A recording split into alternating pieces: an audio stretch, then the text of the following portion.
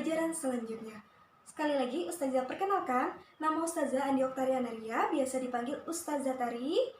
Dan sebelum kita memulai pembelajaran pada hari ini, marilah kita berdoa terlebih dahulu. Sikap berdoa. Sikap berdoa. Angkat kedua tangan, tundukkan kepala, pejamkan mata, berdoa mulai. Bismillahirrahmanirrahim. Rabbi zidni ilma warzuqni fahma. Amin. Anak-anak, pada pembelajaran sebelumnya kita mempelajari tentang berbagai sumber energi. Anak-anak, kita juga mempelajari tentang urutan nada dimulai dari do, re, mi, fa, sol, la, si, do. Anak-anak, kita juga mempelajari tentang sumber daya lautan. Kita juga mempelajari mengenai hak dan kewajiban terhadap penggunaan air. Anak-anak, perlu diketahui bahwa pengertian dari hak adalah sesuatu yang kita dapatkan atau sesuatu yang kita terima. Sedangkan kewajiban adalah sesuatu yang harus kita lakukan. Jadi, pada pembelajaran selanjutnya kita akan mempelajari tentang selalu berhemat energi, subtema 2, manfaat energi bagi manusia. Adapun tujuan dari pembelajaran ini adalah yang pertama, kita dapat menentukan jenis, perubahan, dan pemanfaatan energi. Kedua, memahami macam-macam teks petunjuk. Yang ketiga, kita dapat menentukan jenis kegiatan ekonomi dalam memanfaatkan sumber daya alam. Yang keempat, memahami tanda tempo dan tinggi rendah nada. Yang kelima, memahami pelaksanaan hak dan kewajiban secara seimbang. Anak-anak, pernahkah kalian berpikir mengapa balon udara bisa terbang? Ini terjadi karena udara dalam balon tersebut dipanaskan dari pembakaran parafin yang menyebabkan perbedaan tekanan udara di dalam dan di luar balon udara, sehingga mengakibatkan udara di dalam balon udara menjadi lebih ringan. Maka dari itu kita bisa melihat mengapa balon udara tersebut dapat terbang tinggi.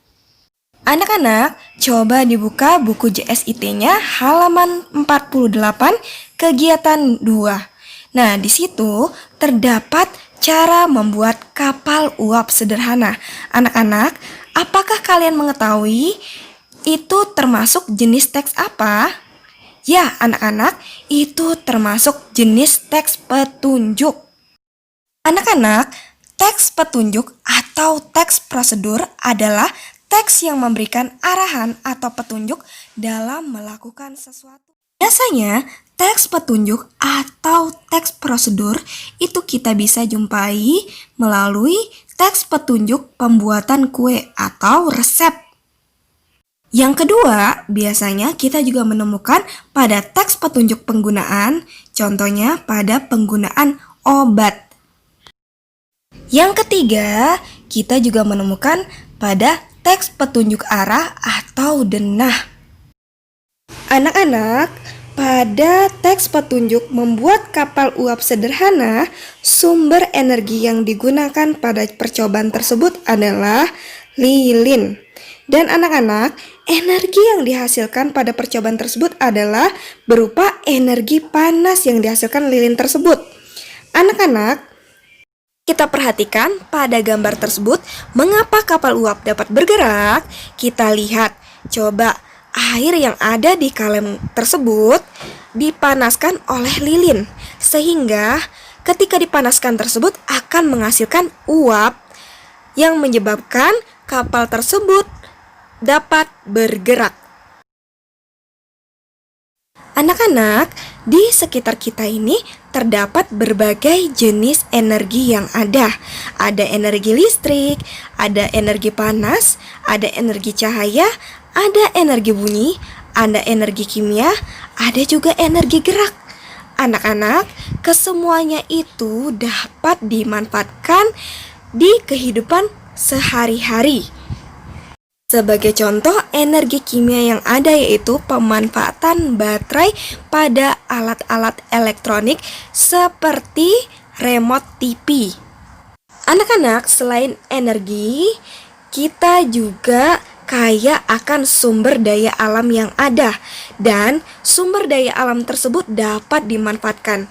Perlu diketahui, sumber daya alam itu terbagi menjadi dua. Ada sumber daya alam yang dapat diperbarui dan ada sumber daya alam yang tidak dapat diperbarui. Untuk sumber daya alam yang dapat diperbarui adalah sumber daya alam yang apabila kita gunakan terus-menerus maka tidak akan habis. Sebagai contoh, air. Sedangkan sumber daya alam yang tidak dapat diperbarui adalah sumber daya alam yang terbatas. Jika kita menggunakannya maka akan habis. Contohnya minyak bumi. Sumber daya alam tersebut dimanfaatkan oleh masyarakat untuk meningkatkan kesejahteraan. Mereka melakukan kegiatan ekonomi. Nah, anak-anak, kegiatan ekonomi adalah kegiatan yang dilakukan orang untuk menghasilkan pendapatan atau untuk memperoleh kebutuhan hidup. Anak-anak, jenis kegiatan dalam pemanfaatan sumber daya alam yang ada yang pertama yaitu produksi. Jenis kegiatan ini antara lain contohnya penambangan emas, menanam padi, dan perkebunan teh. Contoh kegiatan distribusi adalah yang pertama distribusi teh, yang kedua distribusi beras. Contoh jenis kegiatan yang ketiga adalah konsumsi dengan mengonsumsi tumbuhan maupun hewan. Anak-anak, kita lanjut di pembelajaran kedua. Anak-anak, pada pembelajaran sebelumnya kita mendengar lagu Kulihat Ibu Pertiwi. Anak-anak, perlu diketahui bahwa dalam sebuah lagu itu memiliki tempo lagu. Tempo lagu itu adalah cepat atau lambatnya suatu lagu dinyanyikan berdasarkan birama lagu. Anak-anak, perlu diketahui bahwa tempo lagu terdiri atas beberapa. Ada largo yang berarti lambat sekali, hingga ada presto yang berarti cepat sekali. Anak-anak, coba diperhatikan lagu dari Memandang Alam.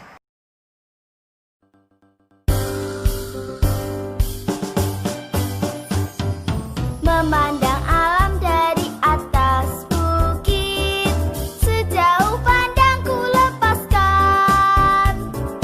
Sungai tampak berliku, sawah hijau terbentang, bagai permadani di kaki langit.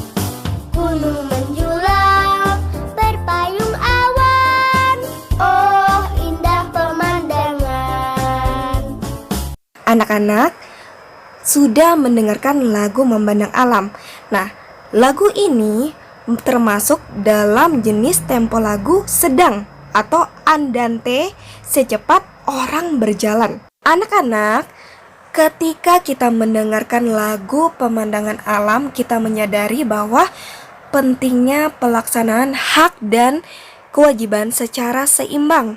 Anak-anak, ketika hak dan kewajiban itu tidak dilakukan secara seimbang, maka yang terjadi akan berakibat pada diri kita sendiri. Contohnya, ketika kita tidak menjalankan kewajiban kita dengan membuang sampah sembarangan, maka yang terjadi akibatnya jalanan menjadi kotor dan hak yang kita dapatkan adalah kita tidak bisa menghirup udara yang bersih. Jadi anak-anak, maka dari itu kita wajib menjalankan hak dan kewajiban secara seimbang. Anak-anak, bisa kita lihat dari contoh keteladanan dari Khalifah Umar, yaitu seorang sahabat yang dikenal tegas dan disiplin. Beliau merasa bersalah dan meminta maaf pada wanita yang memasak batu dan anak-anaknya menangis kelaparan. Beliau adalah khalifah yang dicintai rakyatnya karena telah menjalankan kewajiban sebagai pemimpin yang baik.